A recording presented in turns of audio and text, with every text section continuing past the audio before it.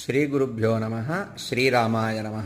ప్రియా భగవద్బంధువులారా, కళ్యాణ వెంకటేశ్వర స్వామివారి దేవస్థానంలో ఉన్నటువంటి అన్ని మూర్తులలో ఈ కనపడేటటువంటి హనుమంతుల వారు ప్రత్యేకత. ఈ హనుమంతుల వారిని సంజీవాద్రి హనుమాన్ అంటారు.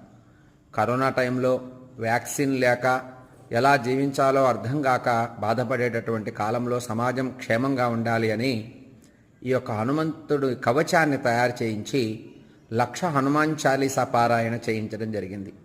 1,00,000 సార్లు హనుమాన్ చాలీసా పారాయణ ఆలయంలో చేద్దామని ఈ కవచం తయారు చేయించి ఈ హనుమంతుల వారిని ప్రతిరోజు పూజించి పారాయణ చేయడం జరిగింది.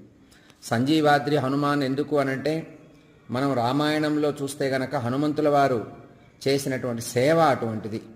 రాముడికి లక్ష్మణుడికి ఆపద కలిగినప్పుడు ఇంద్రజిత్తు చేసినటువంటి యుద్ధంలో రామ లక్ష్మణులు క్షేమంగా